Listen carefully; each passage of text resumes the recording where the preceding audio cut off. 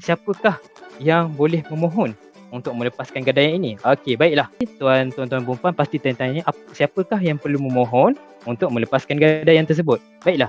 Jadi tuan-tuan dan perempuan yang sudah buat full settlement ataupun dah bayar hutang secara total ataupun secara penuh dan tak ada apa-apa tunggakan lagi dari sudut hutang, dan tuan-tuan dan perempuan adalah pemilik sah kepada rumah tersebut seperti yang telah tercatat di dalam geran rumah. Pastinya tuan-tuan dan puan-puan nak simpan geran tu sendiri kan. Jadi sebelum tu tuan-tuan dan puan-puan, seperti yang saya katakan sebentar tadi, perlu keluarkan nama bank sebagai pemegang gadaian, dan perkara ini boleh dibuat menerusi proses-proses yang perlu dilakukan dari sudut pihak tuan-tuan dan puan-puan.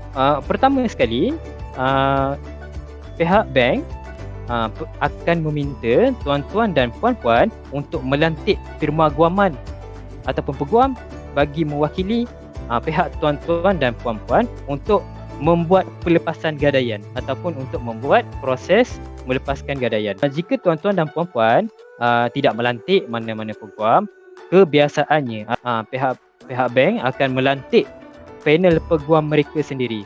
Sebenarnya ini adalah salah satu persepsi yang selalu dibuat oleh pemilik ataupun peminjam, ialah proses melepaskan gadaian ini sebenarnya hanya dilakukan oleh peguam yang menjadi panel bank sahaja. Semua peguam yang berdaftar dengan Majlis Peguam Malaysia, tidak kiralah sama ada dia ni panel ataupun tidak, ataupun dengan bank tersebut, boleh membantu tuan-tuan dan puan-puan dalam menguruskan proses melepaskan gadaian ini.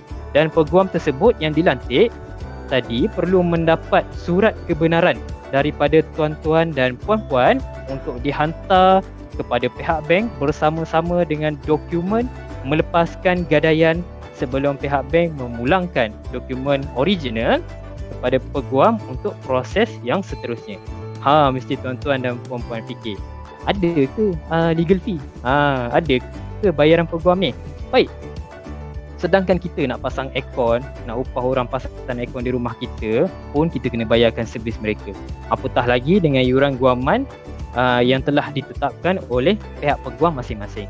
Jadi saya nak ceritakanlah juga mengenai bayaran peguam ataupun legal fee untuk proses melepaskan gadaian ini. Baik.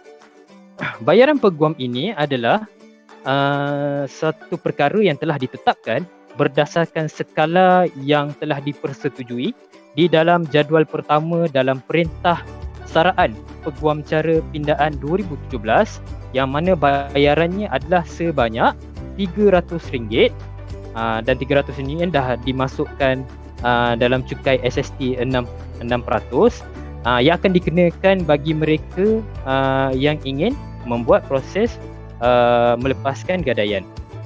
Tetapi perlu diingatkan, bukan itu saja yang anda perlu bayar. Akan ada lagi kos-kos tambahan juga yang akan dikenakan bayaran.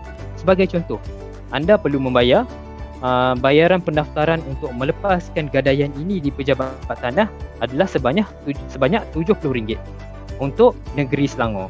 Sekiranya untuk negeri lain, tuan-tuan dan puan-puan boleh menghubungi ataupun melayari website di Pejabat Tanah negeri masing-masing untuk mendapatkan maklumat tentang berapakah bayaran untuk proses melepaskan gadaian bagi negeri masing-masing.